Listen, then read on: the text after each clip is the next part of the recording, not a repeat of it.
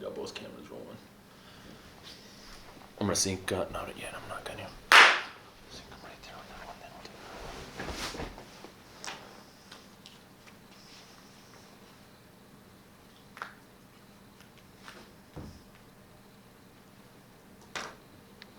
that. All right, we're gonna do a little bit of an intro. I know we haven't done this for a while. It's been too long. We've had a lot of guys that have been interested or really wanting us to do podcasts because they got long drives, and of course it's the season, so we're going to try to get into some more details.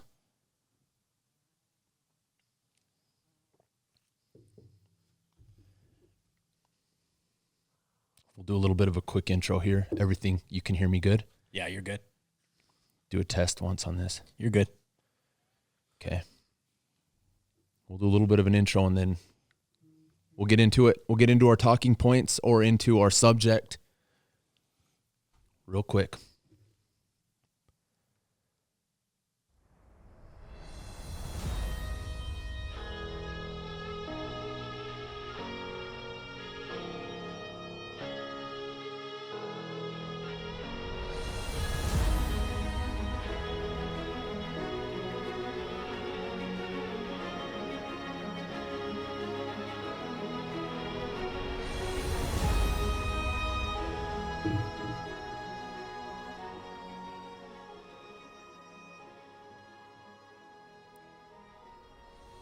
What's up, guys? I'm James O'Neill. You're here with O'Neill Ops, and this is the Predator Hunter Podcast. This is a place where we go into detail on and with the equipment that we use and how we use that equipment, application specific tools, tactics, training, techniques, everything that we've learned to try to help you become more proficient at what you do. And today, we're going to eventually start talking about stuff that's controversial in a way, because a lot of people think, here's a good point. So I get online quite a bit. I was actually you've probably heard it before. I was a moderator on a forum called Predator Masters. They asked me to be a moderator years ago, which basically I would wake up every morning and I'd get on there anyway. So it wasn't anything out of the ordinary. But there's a lot of redundant questions. A lot of people really fail to use the search engine that Predator Masters created just to alleviate that problem, if you will. And granted, it's a lot of new users get on and they, instead of searching, they just ask the question that's been asked 1,000 times. And I was just going over some of the subjects, some of the threads here recently, I would say probably within the past couple of weeks, and one of the subjects was, how much gear do you use, or do you need, I should say, how much gear do you need to kill a coyote? And I kind of chimed in, and I was being a little bit of a cock just because I'm like, a blade of grass and a gun, I reckon, is all you'd need. And some guy goes, I'll raise you, dude. A knife, screw a blade of grass, I'm just going to do a lip squeak. And I'm like, you win. And it really, what it is, it's just some guy with the stick trying to poke a bear going, look at all these guys, how they gear up, how they use thousands of dollars in equipment. They're essentially, the word commercializing, I would say, the industry. And I can see how that goes. The hunting industry has grown exponentially, as well as the commercialization of it with camouflage, with new products. It's marketing. It's what's going to happen. Either be content with what you're going to use, be happy with what you're going to use, or get on board.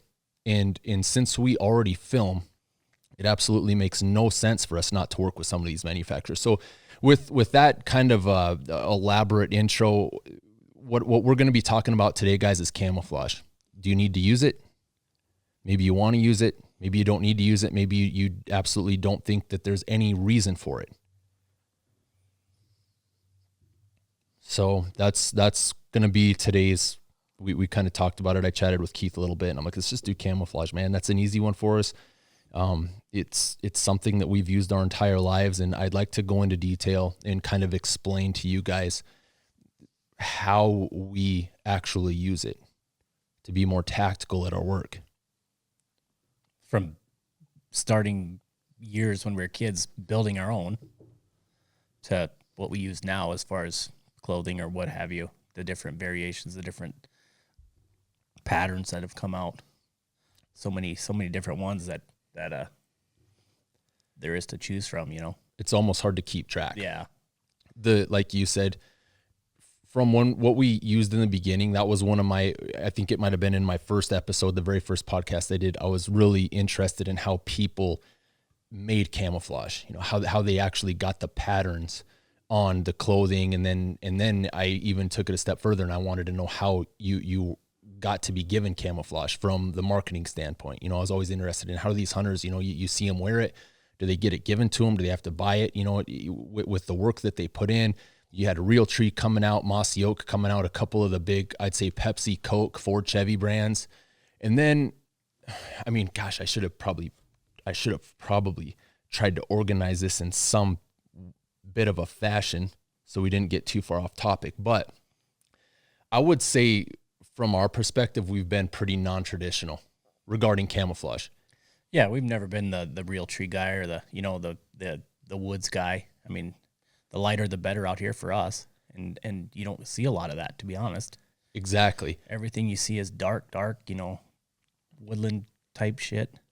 And if you take a camouflage pattern, especially some of the early patterns that were available, and I don't know about the science of it or how they took pictures and put it on the fabric, but you could see it plain as day. You back up to 100 yards and sure, it might work. 50 yards, it might work. 20 yards, it might work the best. But once you start backing up out here where we are in the open country, you just turn into a black blotch. Yeah. And the advancements have been, in my opinion, insane. The technology, the camouflage patterns that we're seeing come out is just flat out nuts.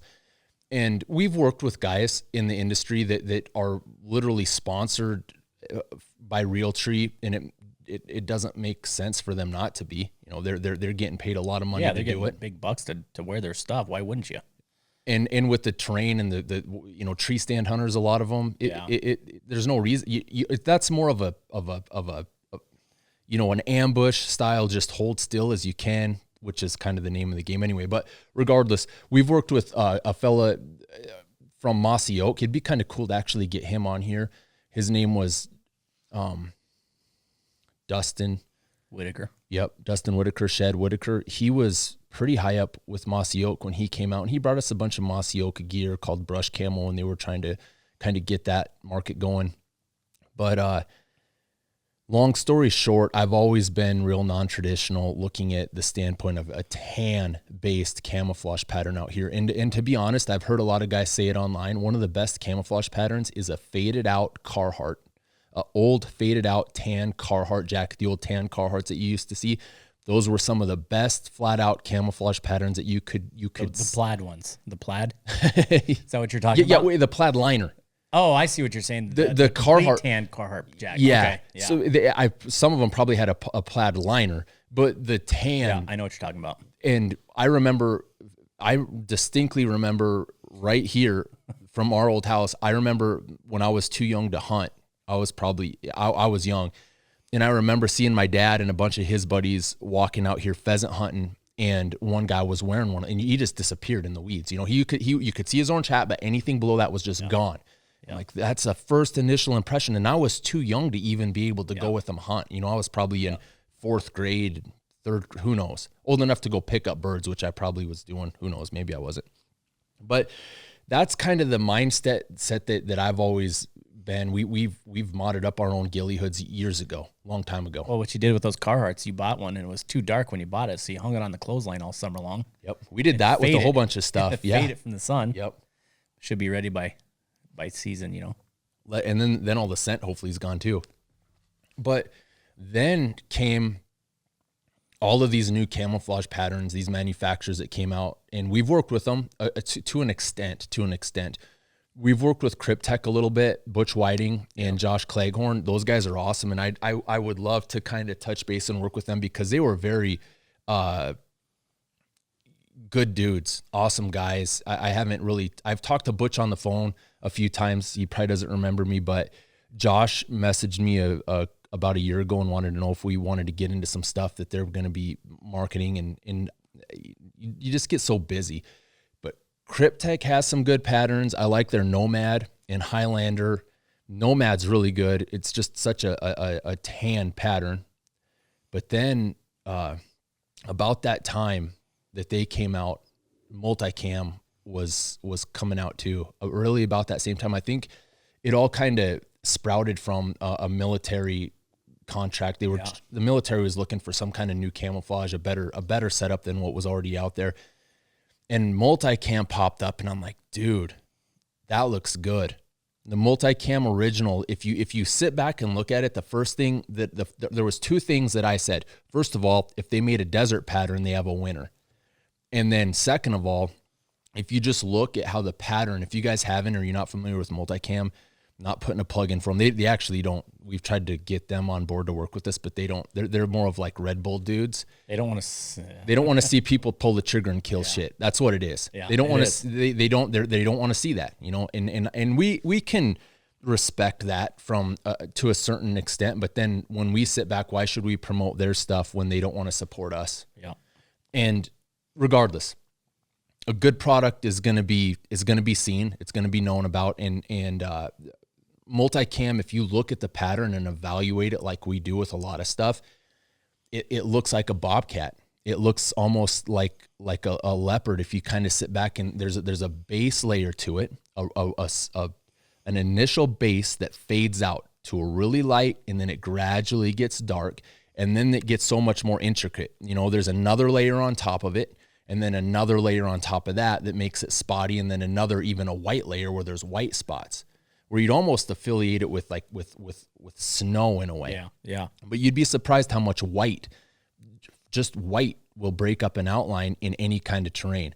Then multicam, what I think they had to do was same thing with Cryptek. They had to go with numerous conditions. So there was multicam original, there was multicam black, kind of the tactical, street style. Yep. There was the multicam tropic, which was more for the jungle version, and then which I've never ever used or got my hands on. And then there was the coveted one for us, which was multicam arid, and that is a nasty camouflage pattern. That's just a pretty wicked camouflage pattern. If you guys haven't seen it, it's multicam, but it's got the tans. Yeah, it's the tan multicam is what it is. And then Cryptek did the same thing. You know, we're not going to try to compare this or that. Everybody has their own mindset when they're developing camouflage, and it's been something that I've kind of wanted to do, develop a kind of a really cool camouflage, but there's so many players at it, and the money involved is just nuts. So we started using a lot of multicam. And because not guys, there's so many, it's stupid. Not because the military won or got they were awarded any kind of military contract, because of the function. Because if you look at it, like I said, the first thing that I saw was it simulated the height of a bobcat. If you look at it, it looks relatively similar. And if you look at how well a cat blends in, it's camouflage, man. They're elusive. You hardly ever see them. Out here you don't. Who knows how many times we've called them in and not seen them. Probably not a lot of times, but I guarantee you there has been times. And it's just a really efficient pattern, an awesome pattern. Then, we've worked with True Spec, basically not a camouflage pattern manufacturer, but a clothing manufacturer that takes camouflage and produces a clothing line. And we kind of did some photo ops with them, I would say, and got on board with a company called Titanica. And granted, guys, this is going to be about camouflage, but we run a lot of Titanica gear, and they offer numerous camouflage patterns with their clothing line. And we get a lot of guys that ask us, this is going to kind of just be a little bit of a plug. We don't get paid by Titanica at all. We have never taken $1 from them. They give us some deals on some clothing, but we try to promote it. They're made in America. They got an American flag stitched on the ass, and they've got some wicked designs, man. The Raider pants that they have to offer, I'm going to be doing a full-fledged review on them, but you're wearing the multicam pants right now, right? Yep. And I've just got a pair of old, I like these. These are the old school retro woodland, man. Same as your 3-color. hat. Yeah. Yep. And I'm trying to get them to do a 3-color desert. I know. So it's the same, like what I'm going back. If a 3-color desert, it's just tan. Who cares? It might not be intricate like the multicam, but dude, it's going to work for us. Oh yeah. Well, we just wear the tan pants too. just a straight tan. And you disappear. Yeah. You go. Multicam still, geez, that's good, dude. Remember when we were walking on a set years ago, and we were walking and just walking away and see how long it takes for you just to disappear? And if you don't keep your eye on whatever's walking away in that multicam, it will disappear in front of you. And it's crazy how good that works. It does. It's exactly, it's not like, that's where you can tell camouflage works. It doesn't just work close, but it works far. Yep. You look at something that might work close, and then you back up to 200 or 300 yards, and then it turns into a black blotch. For us, it's just something that we're not looking for. Yep. Now, granted, guys, I guarantee you there's guys out there, and the flies are kind of bad. I don't know why they're bad in here. The son of a bitches. It's 14 degrees this morning. I know. They should all be dead. But I guarantee you there's going to be guys out there going, man, you guys are, you're overthinking shit. You're going into camouflage. You don't even need it. All you got to do is hold still, this and that, which to each his own. Yeah. That's completely fine. And I'll throw this out there for you. I know there's a lot of guys out there that kill the shit out of coyotes, that probably kill the shit out of big game. And you also, of course, guys, you got to factor in the human mindset, how we've evolved over the years to come from a freaking straight barreled ball shooting musket to a precision rifled barrel that's capable of shooting guns. We were just shooting. Keith and John and I were just shooting at 1,300 yards here, just smashing a target. And that's nothing now. The guys are shooting 3,000 yards. Yeah. Plus the how much camouflage do you need to be able to do that? You don't. I mean, you could drive your vehicle to wherever the hell you want and be able to make shots like that, but you better have a lot of money invested in gear to be able to have the equipment that accurately, precisely shoots that far. Regardless, that's a different story. So the way that I look at it is camouflage. All right. There's a lot of guys out there that hunt coyotes. You don't need it. They're like, you don't need camouflage. You don't need it. All you got to do is hold still. And I do not disagree with that one bit. I know there's guys out there that kill a shit ton of coyotes that don't wear camouflage. They might wear jeans. They might wear a plaid shirt. They might wear an orange hat. I don't care. It doesn't matter to me. But how many of those guys are actively bringing 2 guys along, 3 guys along, a big ass heavy camera like that along? The more and not just ripping shots. I'm saying not burning up boxes of ammo or 300 to 500 or 1,000 rounds a year, but taking well-placed, precise shots and out of 50 rounds, killing 45 to 50 coyotes, because we're luring that animal. And I want those coyotes at 50 yards or in. Exactly. Because we're luring those coyotes into that kind of a distance. And there's guys, then you'll get the butthurt dudes. Well, why are you building guns like this that are $3,000 guns? And because if you think about it, guys, think about the whole system that we're putting together. We don't just quit hunting after those coyotes get educated by maybe even us. Sure. Or other hunters. We design systems so that if we need to, the option is there. If we need to reach out there, if Keith needs to shoot one at 500, if John wants to shoot one out there with a 6 during the later season where we might up that caliber from a 224 to a 6, a little bit higher BC, buck in the wind, better trajectory, the game, then we can do it. But optimally for us, 50-yard headshot. And in order to do that, you have to be still. But I firmly believe in our work will speak for itself, and I'm not bragging. I'm just saying somebody's work will speak for themselves. We try to get them as close as we can. Holding still, being content is part of it, but masking any extra person, any extra equipment, anything, your gun helps. It helps. Is it the difference between a complete botched set and not? Maybe not, but a lot of times it is. But it might be the difference between a double and a triple. And it might be the difference between a triple and a quad. Yeah. Or a single and a double. Or that's exactly the right mindset. Yeah. And I even go into it in more detail, where we've actually we have developed some camouflage. We worked with a company called Tactical Concealment, and Mike, I'll say it, that guy's pissed at me. I don't know why. I've been trying to get a hold of him for like 2 years since COVID hit hard. And I thought maybe their manufacturing just went by the wayside or halted altogether. But our agreement was I would do some video production for product, for some manufacturing, actually. And if any of you guys have any insight, or anybody that is interested in producing, I have numerous designs that I want to get manufactured, numerous different pieces of equipment. But what I did with Tactical Concealment, they had an awesome design, and they already had the setup for it. So for us, instead of going full-fledged all ghillie monstered out, where you wear the pants in what do you call those ghillie suits? The whole damn the fuzzed out everything all over. Oh, the kill suits, or the Walmart ones? Yeah, whatever them are called. Same thing though. Yeah. Where you cross a fence and you freaking rip your shit off. Or you lay in some sandburs or cockleburrs, and they're in there for 5 years. You just burn them up. You just throw them in the fire, dude. Yeah.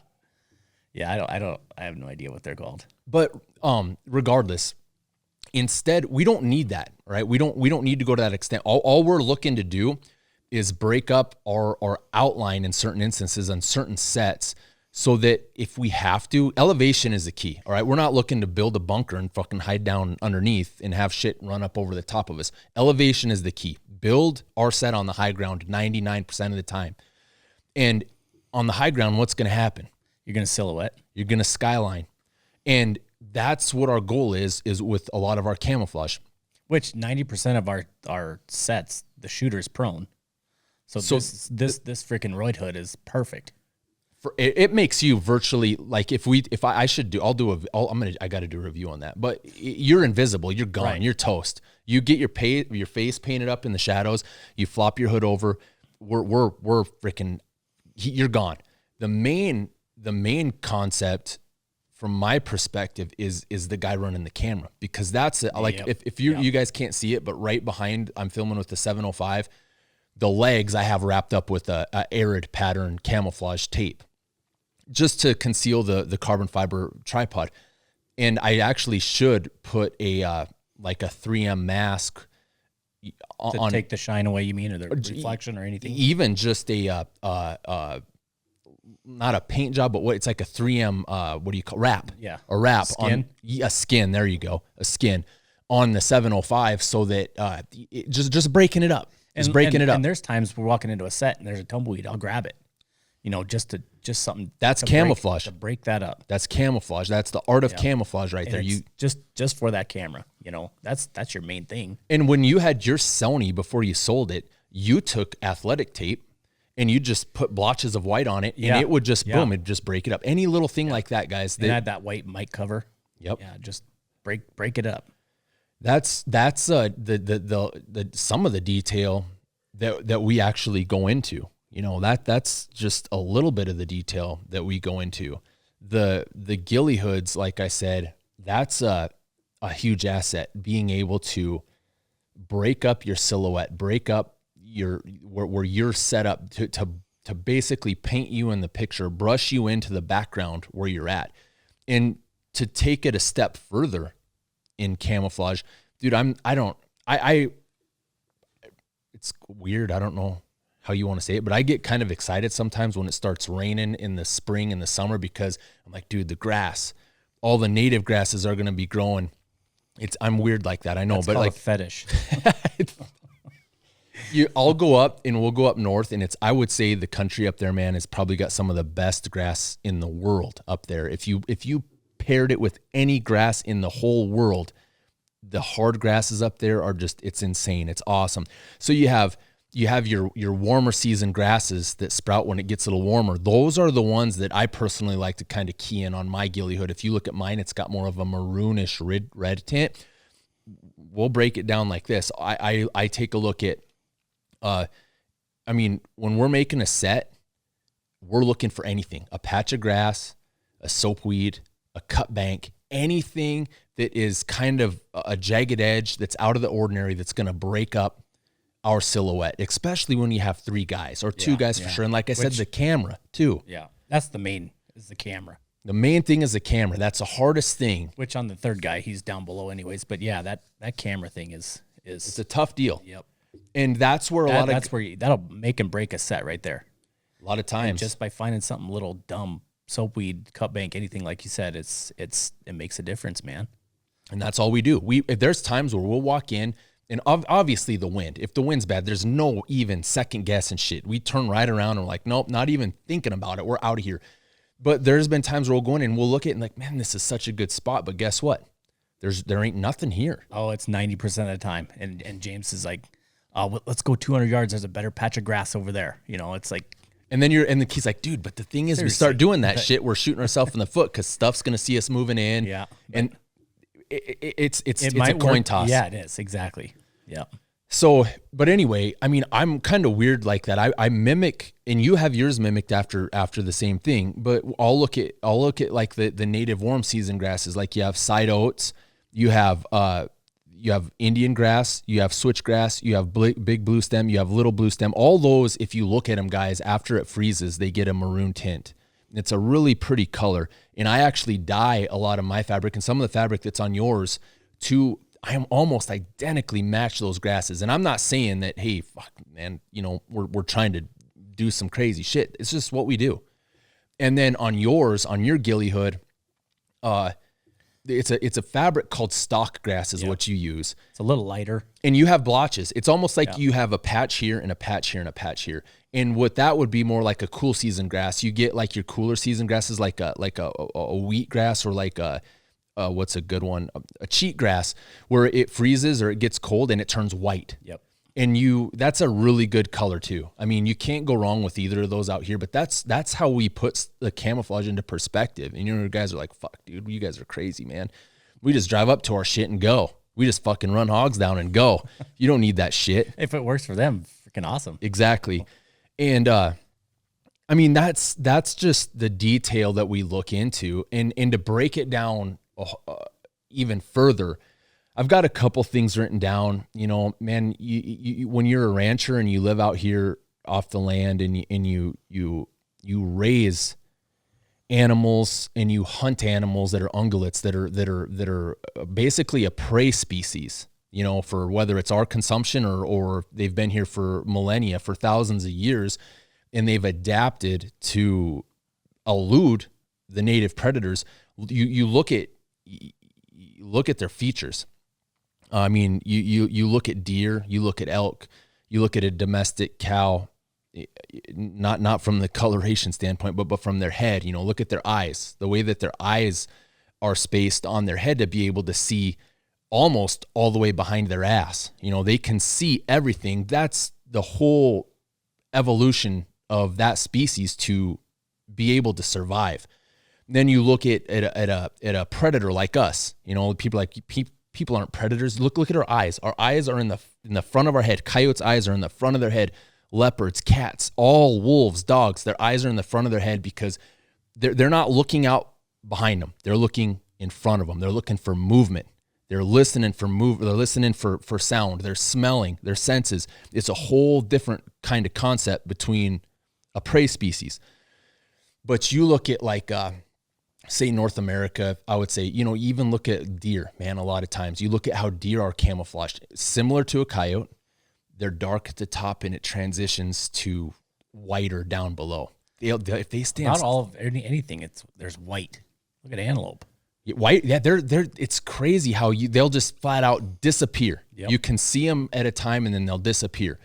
But if you look at, like, I would say the concealing pattern of deer or coyotes, where there's no abrupt changes in their fur, but yet if a coyote stands still, a lot of times they disappear, dude. Yep. And it's not it is partially going to the predatory side of things. Like I'm saying, we're looking for movement. Granted, yeah, if something moves, it's a lot easier for us to pick up on it. Right. But there's a camouflage pattern there at work. You see a coyote stand broadside a lot of times and he disappears.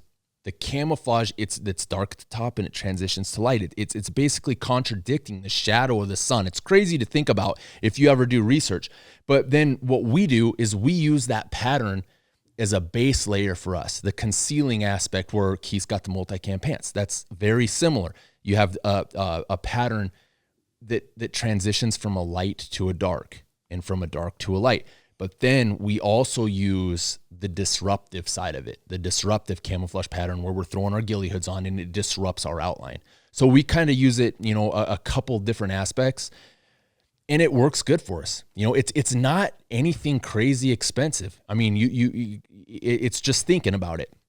And I would like to think that how we do things, we're awful successful. I mean, granted, there's, and not bragging, but there's a technique to it. There's an artwork to it, not only to camouflage, but to a set. A set is art. You get in, you know the wind, you take your time. We're not doing contests where you're freaking running your ass in and you're letting everything around you see and you blaze a call for 10 minutes. There's nothing about that painting a picture. Right. That's flipping a coin and determining that anything in front of you didn't see you come in, or it did see you come in and you let the call blaze or whatever for 10 minutes and then you move to the next one. Yep. And I'm not downplaying that. I'm just saying it's a completely different situation than what we're doing. Completely different. 180 degrees. We're really meticulous about it. We take our time about it, and that's how we play.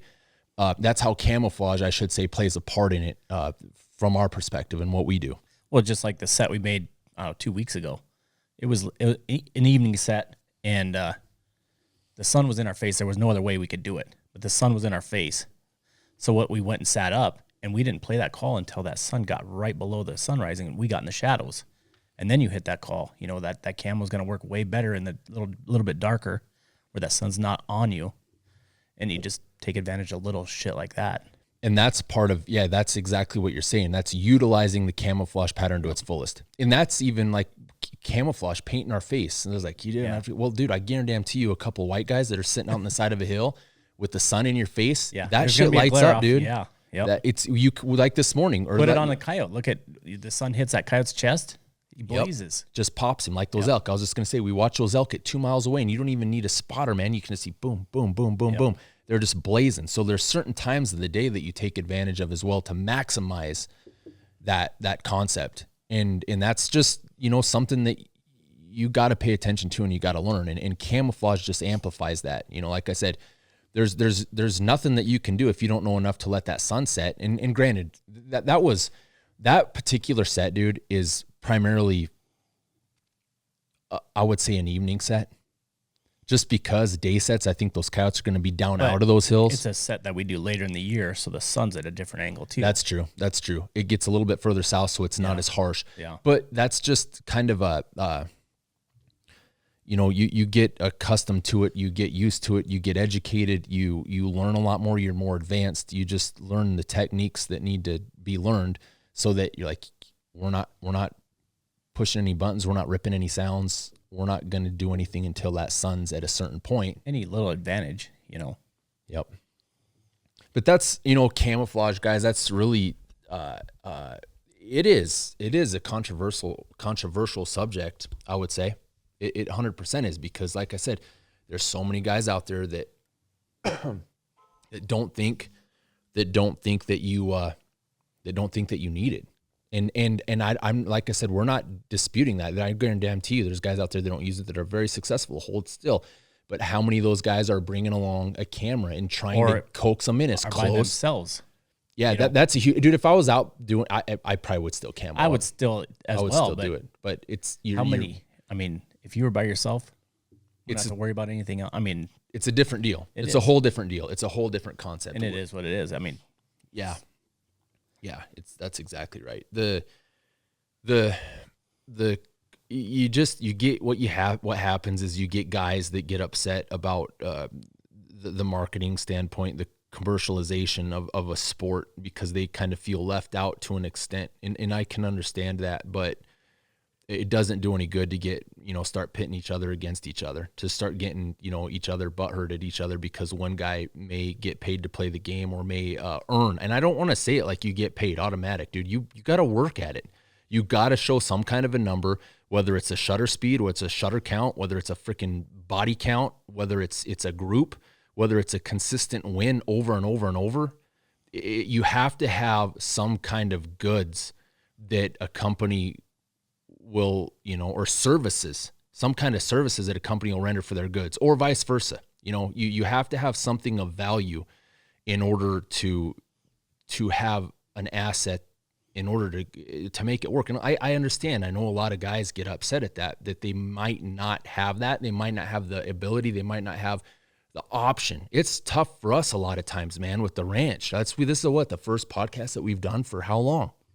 Since last year. That sucks, dude. This is easy. Yeah. This is easy to do. We should be doing podcasts all the time. We should have, there's harvest, there's weaning. Like today we went and sorted off a bunch of stray heifers and we're eating dirt, and then we got to go play game warden. Basically, that's a whole nother story. It's just, and then you come in here. I'm like, dude, Keith, we got to do a podcast, man. We got to do anything. Let's just sketch something up and do it. Camouflage is easy. Why we use it, how we use it, what benefits does it have? But now that it's season, I mean, we kind of got everything under control. Yeah, it'll get as far as work wise, and it turns into your stuff kind of squared away, lined out. It turns into a little bit more of a coast where we can get, to now kill in it's season. Everyday coyote hunting type thing. Yeah. There was a couple other things I was going to talk about regarding camouflage, and it's slipping my mind a little bit, but it'll come to me here. I'll get it. There's even at night, you can't see probably behind. Yeah, you can. There's a couple black helmets back behind and a couple tan helmets. I mean, you will even transition from a tan helmet on more moonlit nights.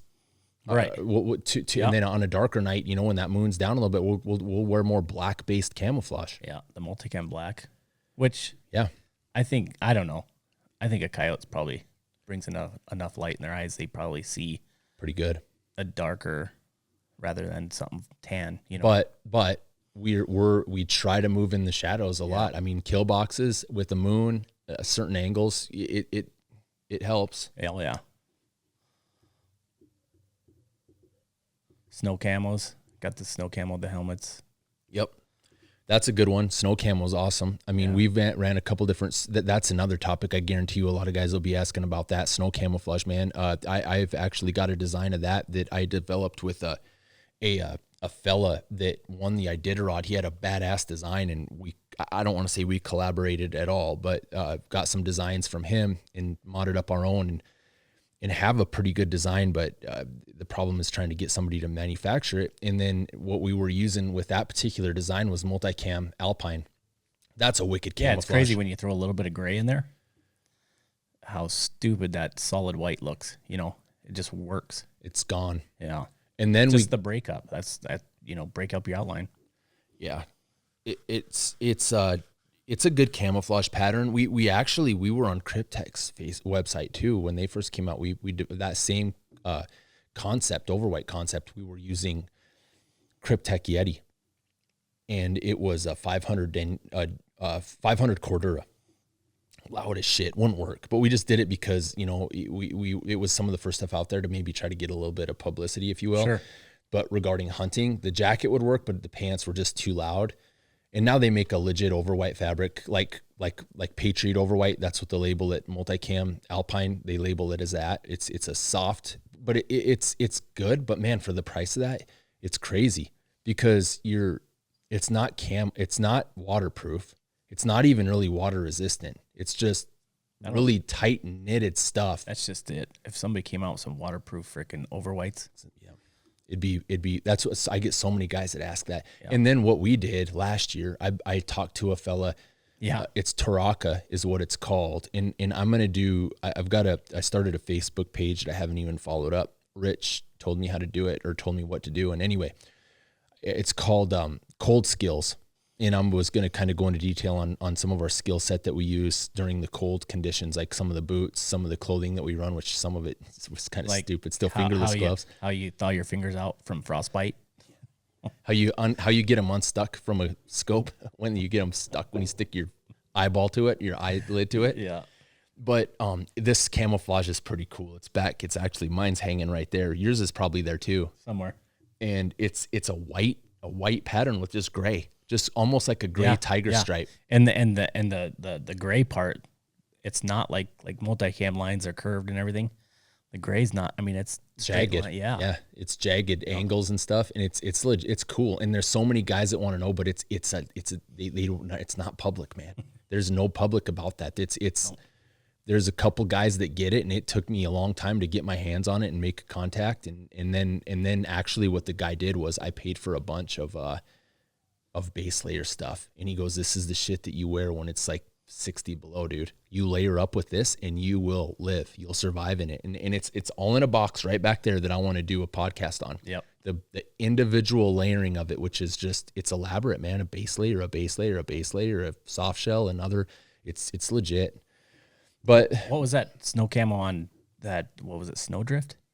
Yeah, Pencott, dude. Pencott, there you go. That's a video And they you have have a to bunch check of out. different ones too. We have that's a really overlooked camouflage pattern. Yeah. We got some stuff called Badlands from them.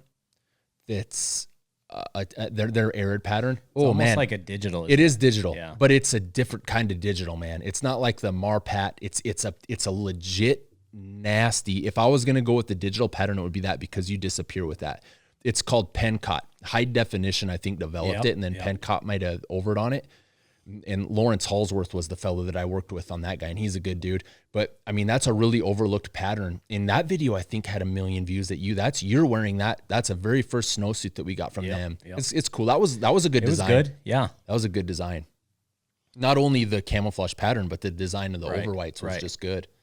Yeah, I think up until like a couple last year, or the year before, I think John was still maybe wearing the pants. Yeah, they're good. They're in good shape, man. Maybe a couple tears, but the camouflage is good. But, camouflage, without getting too far off topic, the perspective, we like tans. We're a 60, what's that? 60 shades of tan kind of. 50? Is it 50 shades? I think so. Okay, I don't know what the hell, but it's a lot. I like tan, dude. Tan's the way to go.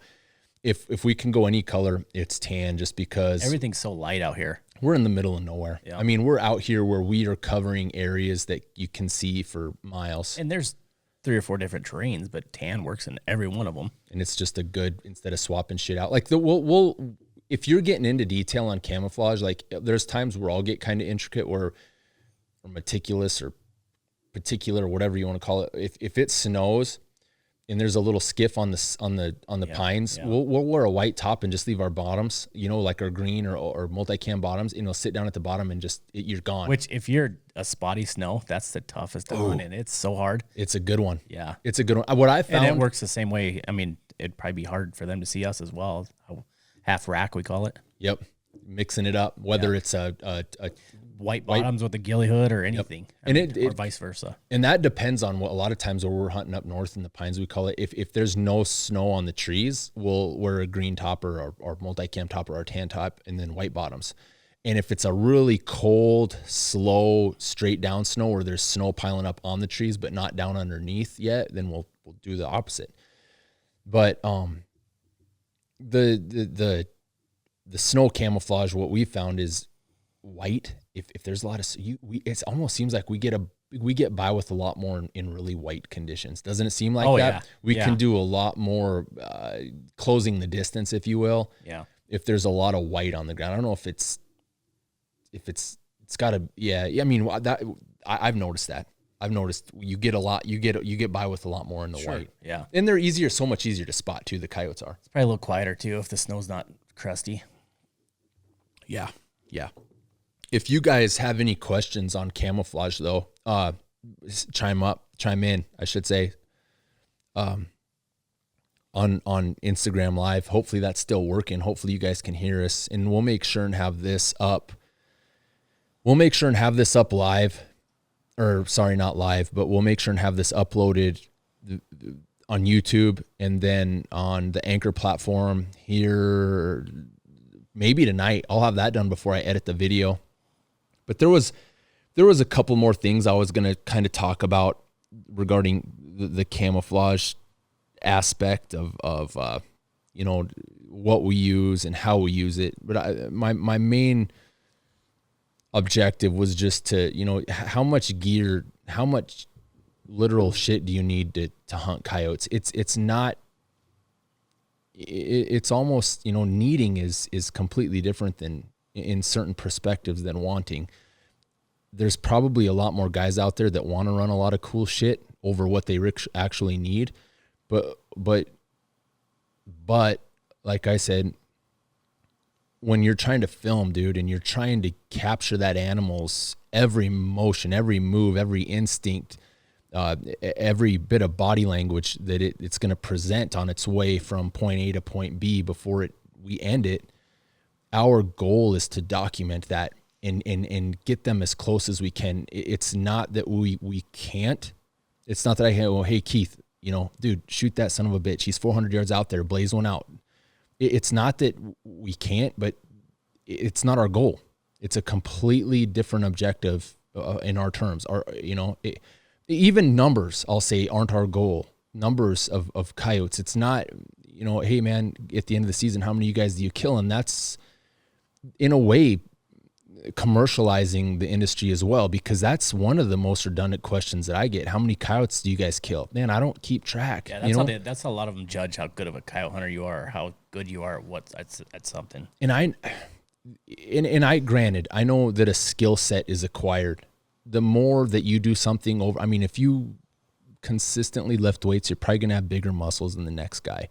If you consistently train at something at PRS, you're probably going to be a better shooter than the guy that doesn't pull triggers nearly as often. It's an acquired skill set. You're going to learn more things. But there's a lot of people out there, man, and a lot of you guys that are watching that kill 50 coyotes here that are awful good at what you do. I would honestly rather, to be blunt, I would rather get 50 pristine, awesome kill shots than do a half-ass job and get 200. Now, don't get me wrong here. There's a point in time where we go flat out murder mode, where shit's going to die whether we have the camera or not. So don't think that, hey, he's all about the videography or the marketing. We work with local ranchers here. And when they have a problem, it's no holds barred. It's shit's dying, dude. We're going to kill shit one way or the other, because if we don't do it, then somebody else is going to do it in a completely different way. And I firmly believe with some of the, even camouflage, the stuff that we're using, we can be a lot more selective at the work that we do. And selective, can be a decisive term, but like you've heard me say it before, we can be very selective in going and kill animals that we actually utilize versus having somebody come in and just freaking smash all of them, with an airplane or this or that. So there's, not to overwhelm you with the way that we overthink stuff, or think about stuff, I should say.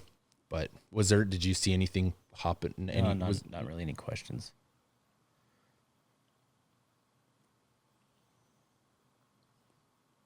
Camouflage, I'm telling you, you don't have to have it, but here's what I was going to say. Here's what we're at 47 minutes, dude, and we're just bullshitting about camouflage.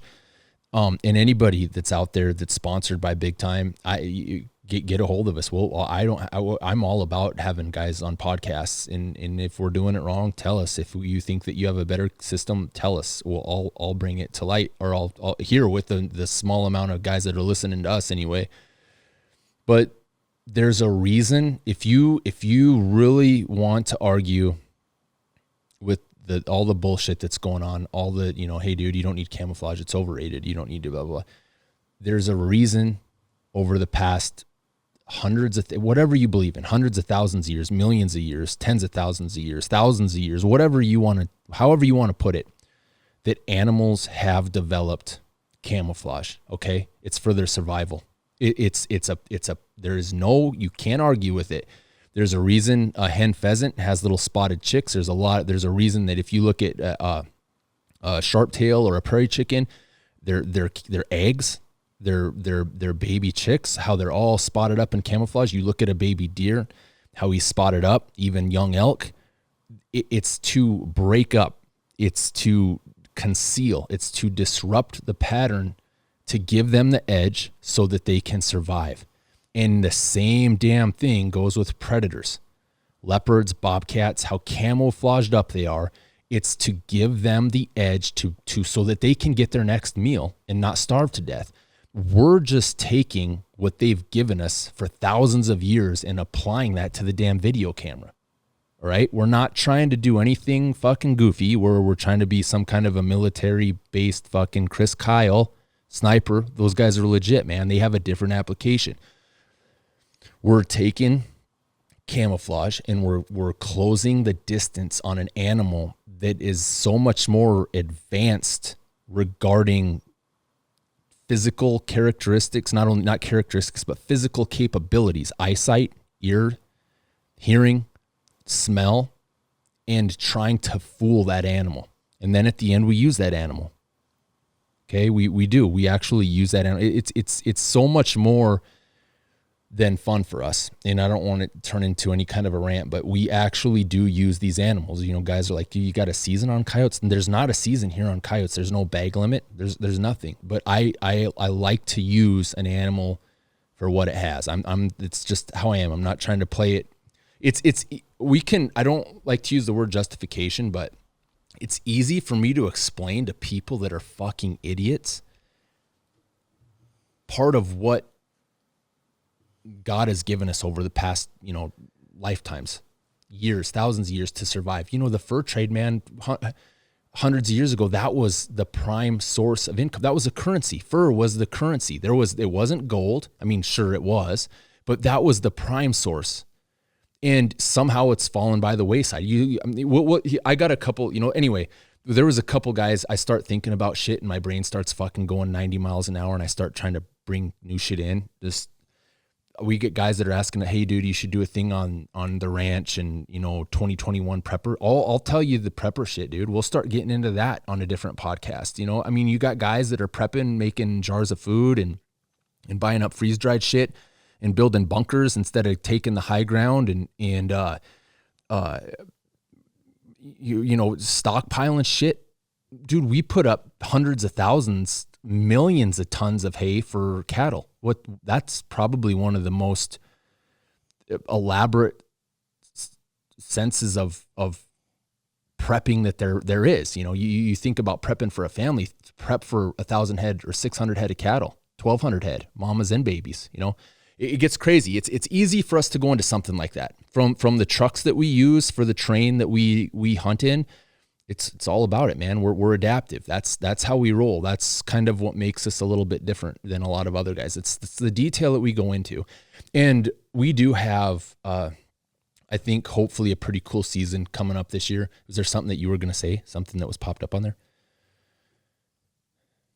Before I start getting stupid. Which one is it? Which one was it? How about the question understanding where your shadows are while you're in set? Is that the one?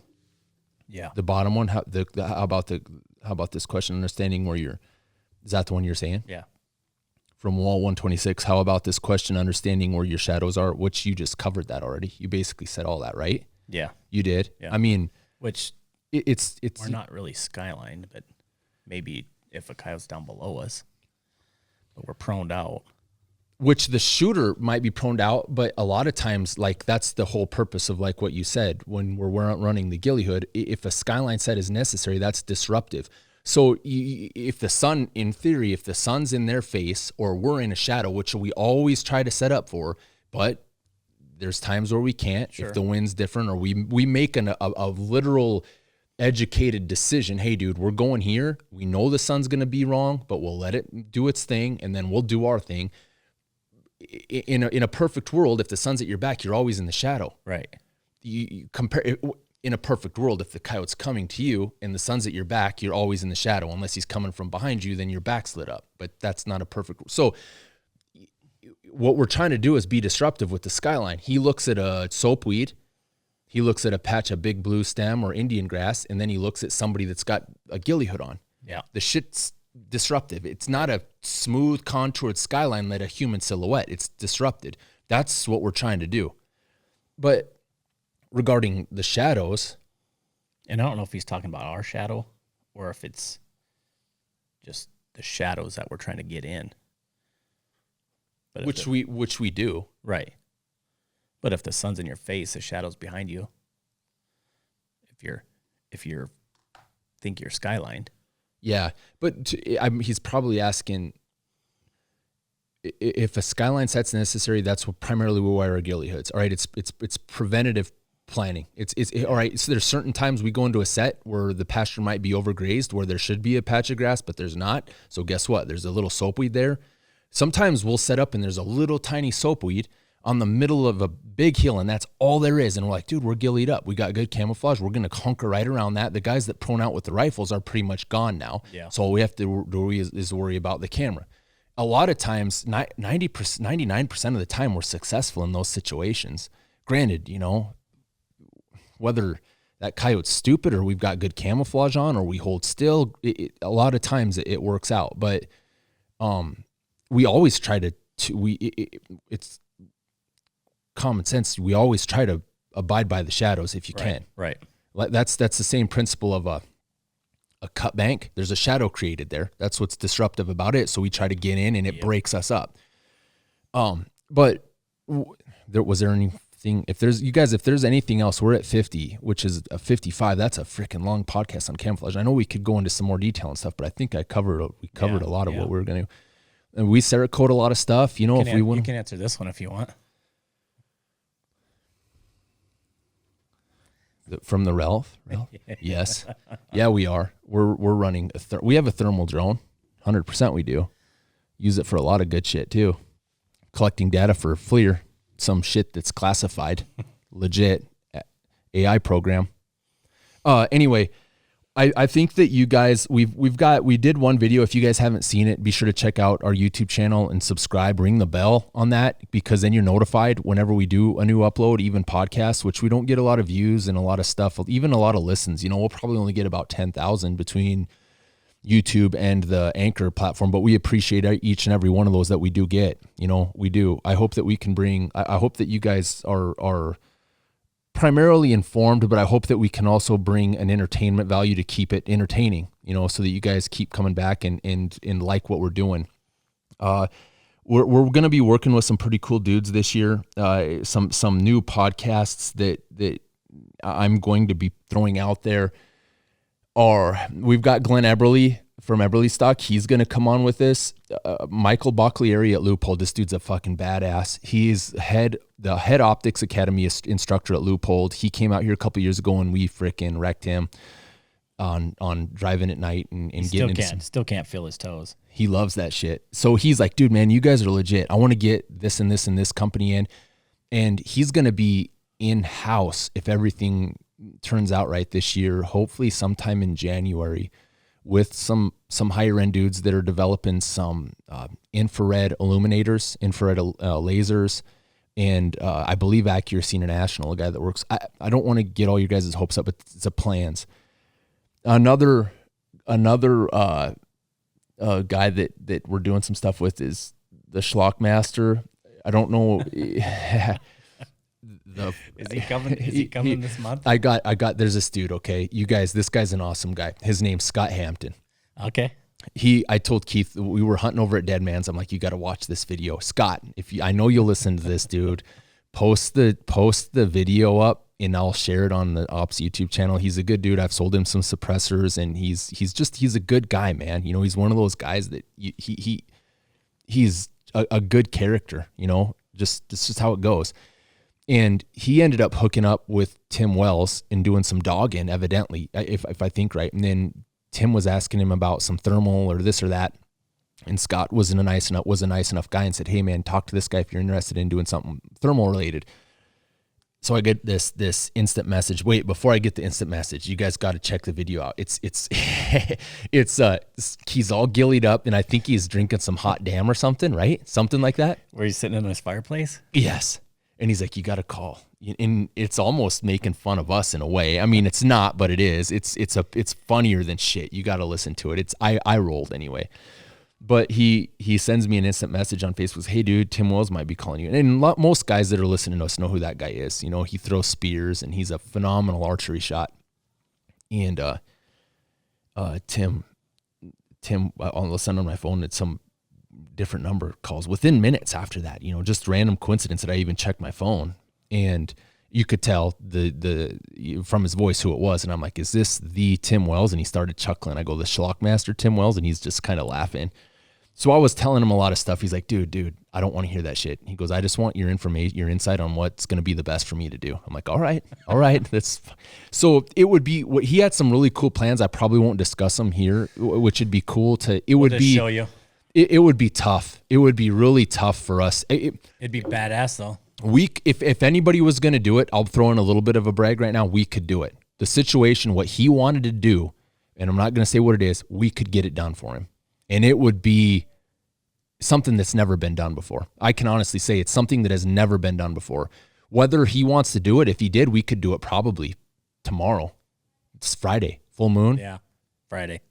We could do it. I could film it, but anyway, I told him it'd be cool to get him on a podcast. I don't know if he's going to be in house, but it'd be kind of cool just to talk. A lot of people have seen his videos. He does some really, really cool, I would say controversial, but it's cool. I mean, I'm not controversial to me, but you know, he throws.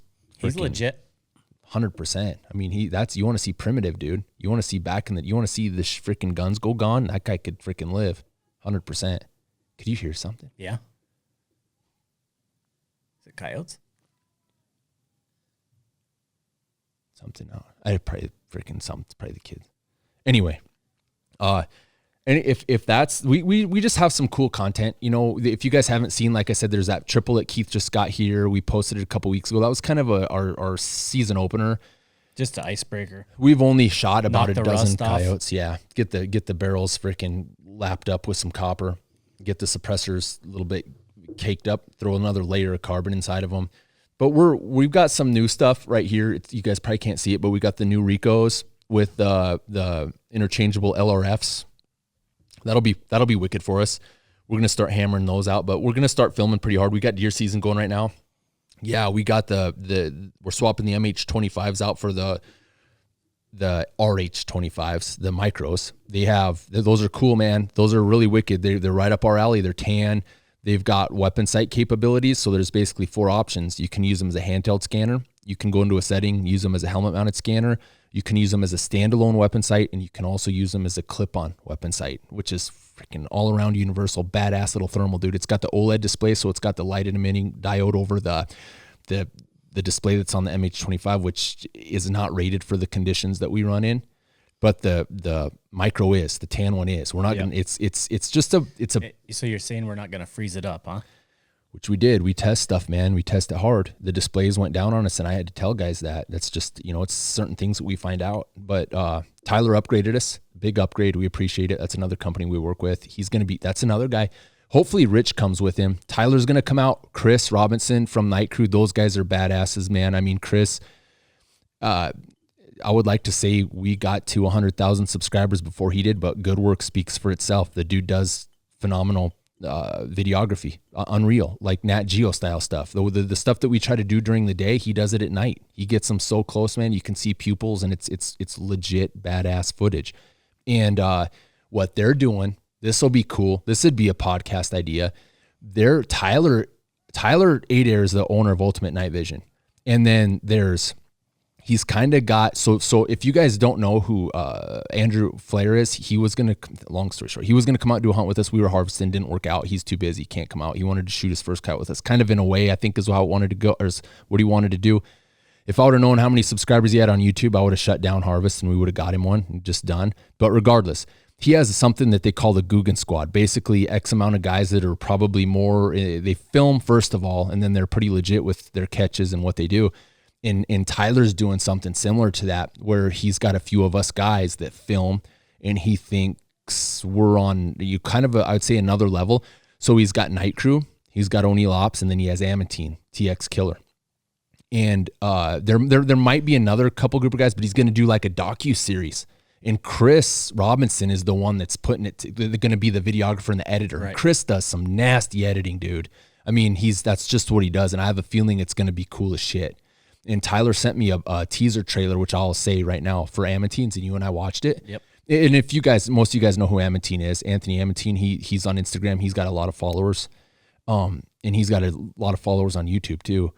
But it's cool.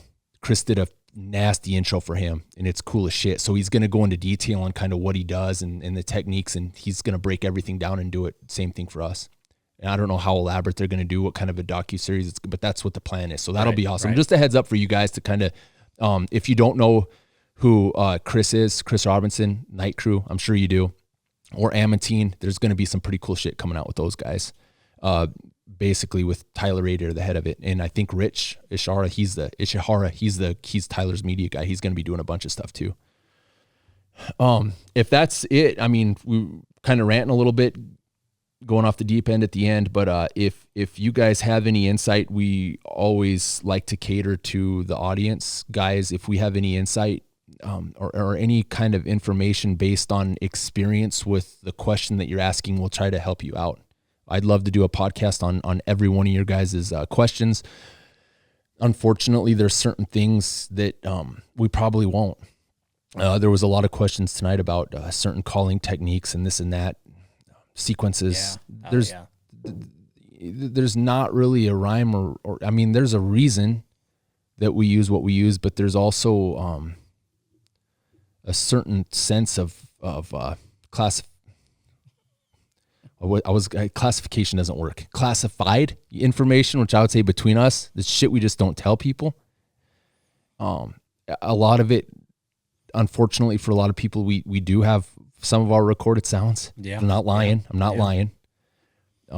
We do work that if we work with a certain call manufacturer, we abide by them, and there's certain limitations that we can do, but we've only worked with Fox Pro. That was a couple of years ago. We haven't done any kind of NDAs or anything with them recently, which I hope we can this year, because that's what we use.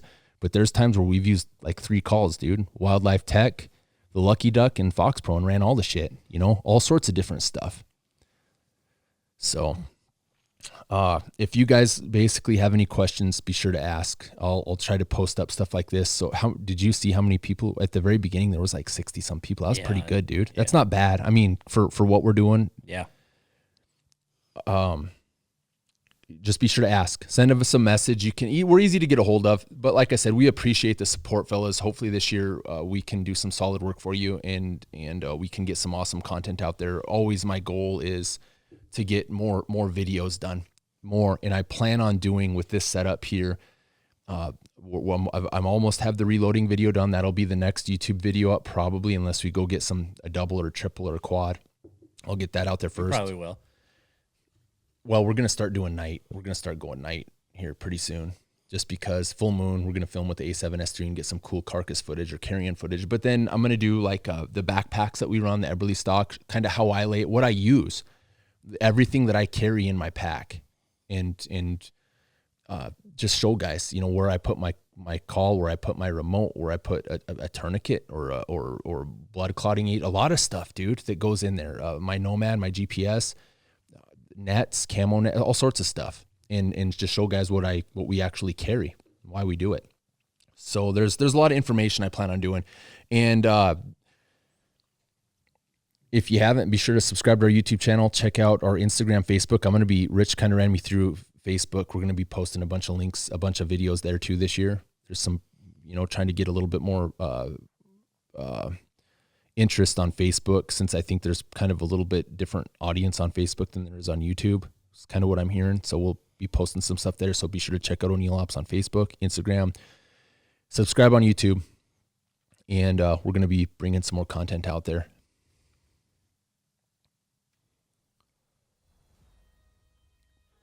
I probably failed to introduce Keith. Most of you guys know who Keith Rissy is. He's does a lot of the camera work as well as a lot of the trigger work, and vice versa. We interchange. A lot of the guys the only guys that we run with know how to do it, know how to run the camera. They know how to run the gun, except for John. We need to teach him how to run the camera better. Except for John. That's the tripod. The tripod. But this is Keith Rissy. I'm James O'Neill. Once again, this has been a Predator Hunter podcast. Hopefully you guys enjoyed it and can grasp some information from us.